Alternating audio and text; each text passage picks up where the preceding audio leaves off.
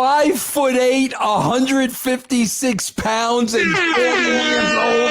Are you freaking kidding me? Like this, the guy looks like Johnny Gargano. This is what we're talking about. All right, let's talk about UFC star Michael Chandler wants to join the UFC. He said he's already spoken to Triple H. He says he knows I'm a fan of WWE and him and the brand. He's obviously a fan of what I bring to the table from an entertainment standpoint, what I can do on the microphone. So it's always fun conversations. Who knows if anything is ever going to happen? But he knows I want the door to be open. I think he wants the door to be open too. I don't know about it all, but WWE seems like a really cool transition, as well as just everything here. This is all about a bunch of high-functioning individuals who have a platform, who love to continue to get after it. The brand and the platform keeps growing and impacting people is the most important thing. Vince Russo, what say you, my man? I have no idea who that dude is. Right. So I can't comment. I don't know who he is. He sounds cool. Yeah. Somebody coming into the brand from so he said he wants to join the WWE. I think it says UFC star wants to join UFC. UFC wants to join WWE. So this is, I'm not too familiar with, I know Michael Chandler a little bit, not too familiar with them as much. EC3, do you know anything about it? Because I'm going to pivot the question. Yeah, vaguely, but not nearly enough. Like, it took me a while to think about him, but I did like his comment. And, you know, TKO, UFC, WWE, he's making a pitch for it. Why not? Why not? You know, it used to be a different story because, you know, I mean, my what I would say to him is, yeah, well, maybe you should have a conversation with Ronda Rousey. But I think what happened with Ronda Rousey was, bro, I think what got to Ronda Rousey was the house shows. You know, Ronda Rousey was used to, you know, training at the same facility and going home every night. And now all of a sudden she's on the road, a different city. And like that did not work with her. But of course, the difference is now, Chris, they don't do house shows. So it's a little bit of a different situation now. Yeah, when she came back the second time, the second iteration of her time when she was teaming up with Shayna Baszler, and they had that weird heel versus heel match at SummerSlam that was just a catastrophe, man. And it just seems as if, and same thing with Chandler, and this is what I want to kind of pivot to.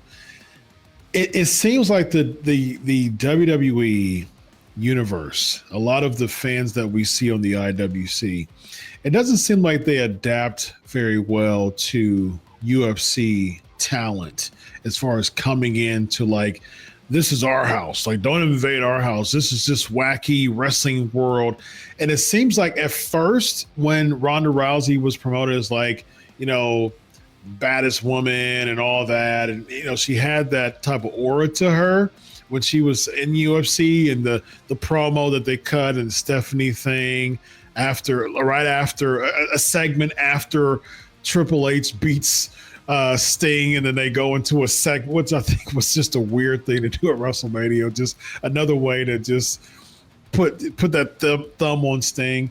But then you have that promo with Ronda Rousey, and that actually helped her, and she actually got pops. But the more Ronda Rousey started to be in the WWE, the more the fans started to turn on her because it had that feel of she's not one of us.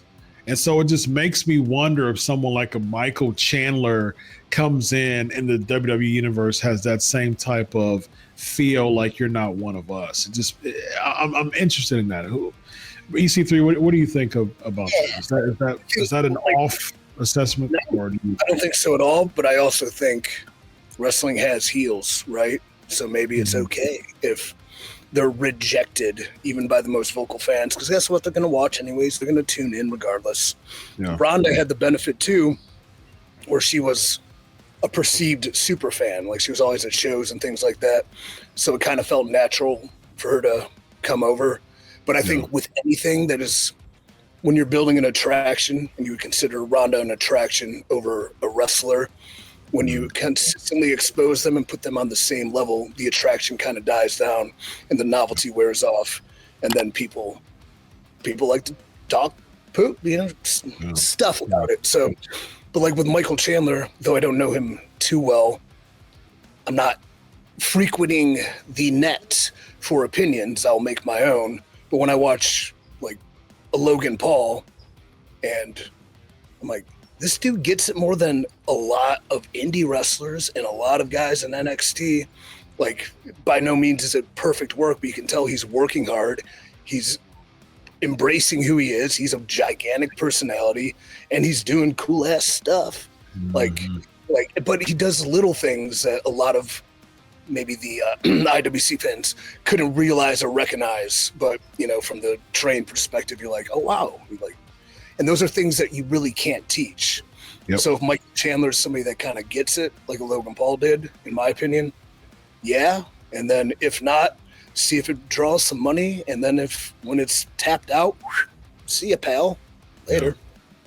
I think it just goes to show how much characters matter, man. Because like a strong character of Logan Paul comes in and still supersedes 90% of the roster who can collar and elbow and catch can and kick and flip and Canadian destroyer. It just goes to show like the character still jumps the line, man. And like, I think, if someone's a natural born heel, like a Conor McGregor, I think he jumped the line too. Ronda Rousey jumped the line too, end up being a part of the first women's main event of ever at WrestleMania, after a very little wrestling experience, man. It just goes to show how strong characters jump the line. I think with Ronda Rousey, though, I think she is a person who wanted to be liked by the fans. And I think that really hurt her when it comes to her overall character. And the fans saw that and they booed her more as an adverse effect. So she was just kind of forced heel both times she came, from what I observed. If Chandler's a natural born heel and don't care about what the fans think about him, I think it will work very, very much in his favor. What do you think, Vince? Yeah, I think. Go ahead. Go ahead. So I was just gonna say, the thick skin it would take, like when you're being perceived as a babyface, to get a negative reaction. Like how you react to it is how it's going to be defined. And so, like Cena-ism was always like, with the let's go Cena sucks when he's the top babyface and kids versus the adult fans. It's like, I don't care what they're saying because they're saying something. Like the only sound I don't want to hear is indifference or silence. So, but when you're in that position and you're, people are going to like me and I like to be liked. And it's like, they're kind of turning on me. If you go, if it takes you off your game, yeah, it's going to come heavy. But if you embrace it, you flip them right back, like immediately. So like one rowdy crowd, if you go, shut up, and like then they probably go, yeah, exactly. Like yep. Babylonian's dog. Babylonian. That's right. Yep. Vince Russo. Chris, are we talking Michael Chandler? Yes. Bro.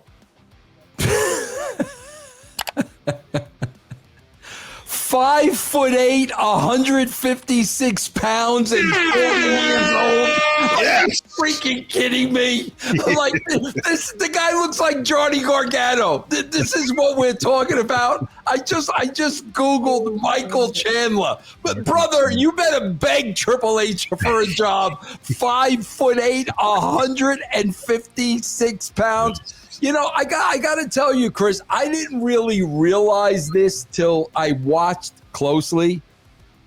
Bro, Logan Paul is a big dude. Oh yeah, Logan Paul ain't no 5'6", 165 pounds. Yeah. Logan Paul is a big dude. Yep. Bro, this guy's got Johnny Gargano features.